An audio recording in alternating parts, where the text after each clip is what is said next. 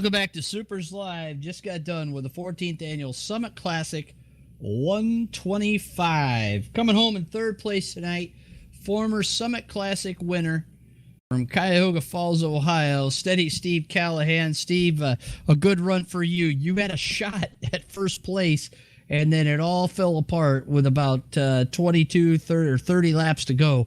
Explain to us what happened exactly, and how happy are you with this third place finish here tonight at the Summit Classic? I'm extremely happy. You know, yesterday we were out to lunch and really searching for a setup, and everything I did just made the car worse. And Rob, I can't thank him enough on this one. He really put me in the right direction, and we had a good car. The car was excellent. I was just biding my time and riding behind you, but you were running such a good line that I really didn't want to take any chances or mess your race up, and we came up to lap Carl, and he went into turn one, and he kind of went in the middle of the track, and it just enticed me enough to take the bottom because I saw you take the top, and trying to be a hero and put it three wide, and then the minute I got down there, Carl slammed the door shut. So I apologize to him. That was all me. He did nothing wrong. And but all you guys, great race tonight. Great season. Congratulations, Rob. Another championship. That's awesome. Great competitor. Always races hard and races clean. Just love racing with him and all you guys. I want to thank you, Bobby, and Rob again for the server. Kevin for doing all the video work. Man, everything just looks great. Icing's on top. Thank you, Cindy, for all the extra work you do, and my teammate Keith. If it wasn't for him, I wouldn't do as good as I do every Tuesday. He really hooks me up with the setup and tells me how to drive the track and everything. He does all the heavy lifting on the team. I just show up and drive on Tuesdays. So, yeah, for a real fun week, year. Get ready to unbolt the wings and go at it again here. Steve, a great run for you here tonight. Congratulations, a former winner back on the podium here at the Summit Classic after struggling this week. Really cool to see the Ohio represented joining three different states in the top three. Congratulations, Steve. Great run. Thank you, Bobby. Rocket Rob Warren, man, you were a rocket at that last restart. You threw everything in the book at it, looking for your second Summit Classic win in a row. Coming up just a little bit short, but let's talk a little bit about that race that you had with Steve Callahan, because there was some good running going. You had a front row seat for the action that he described with Carl Becker. Sum up your Summit Classic 125 for us. Well, if you got my setup, you'll see that it's completely different from what I ran on Sunday.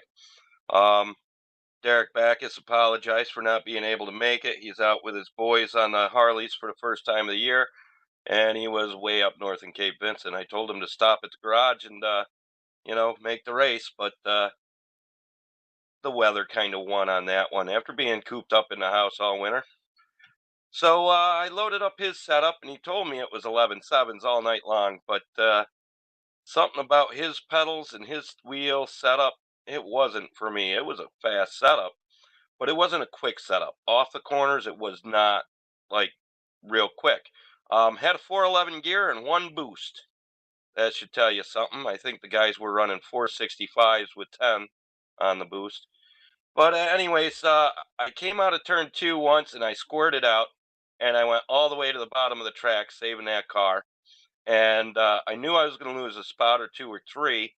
And when I looked up in turn three and had the car point in the right direction, I only lost spot to Steve. Couple seconds to the leader and Steve. Congratulations on your win, Bob. Side note, sidebar. But I reeled you guys in, and just as I reeled you guys in, you surprised Carl, and I thought it was going to get really crazy real quick.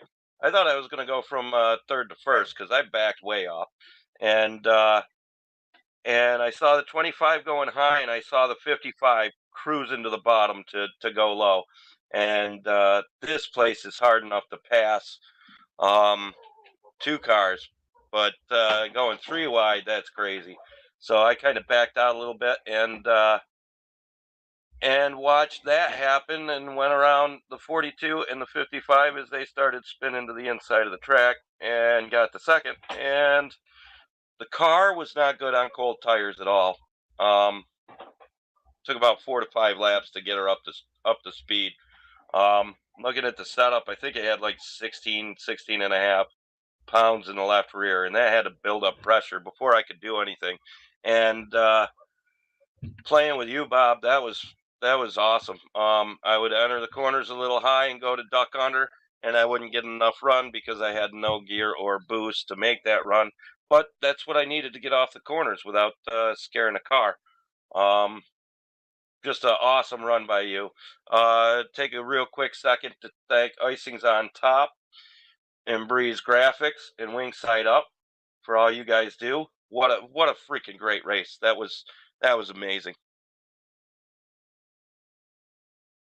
Rob, what was the closest call for you? You had one moment there as well where you got really sideways, and Steve was able to get by you there momentarily. So, how nerve-wracking was that?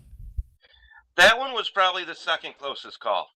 I knew when I came out of 2 that the car was squirting around, so I backed it right down, turned to the right, enough to keep it down by the grass, but on the track, but down in the grass, but on the track, and not getting anyone's way. And I knew I'd make it out down the back stretch, and as long as I kept 2 on the pavement, it wouldn't think I was shorting the track.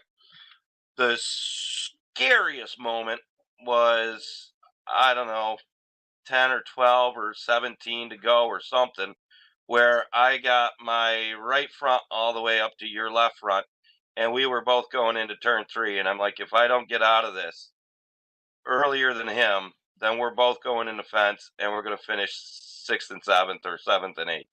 So that was the scariest moment. I thought I had the pass, but I saw you start coming down, and I backed out early, and lost maybe a second and a half on that on corners 3 and 4, but we saved 2 cars, so you can't be upset about that.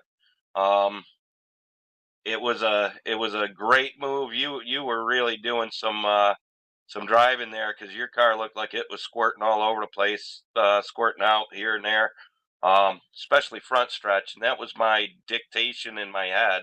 Easy off of 4, easy off of 4, easy off of 4. And then I drive easy, and I'm like, you dummy, that was turn 2. You could have driven hard off of 2. Easy off of 4, easy off of 4. But, entering the corner a little bit higher than you, and then trying to carve the apex and get a longer, straighter run down the straightaways with that crazy gear and lack of horsepower. But that lack of horsepower is probably what kept the rear end under the car while I was getting overexcited and overdriving. So, got to thank D-Rock for that setup, even though I couldn't put it in victory lane for him. But second is pretty close. It's the first loser, by the way. Second indeed, very close, and a good run for sure. Rocket Rob Warren in for second place. Well, folks, it's been one heck of a season here for Supers, and I want to thank Icings on Top and for all their work as part of the Supers Triple Crown Super Modified Sim Racing.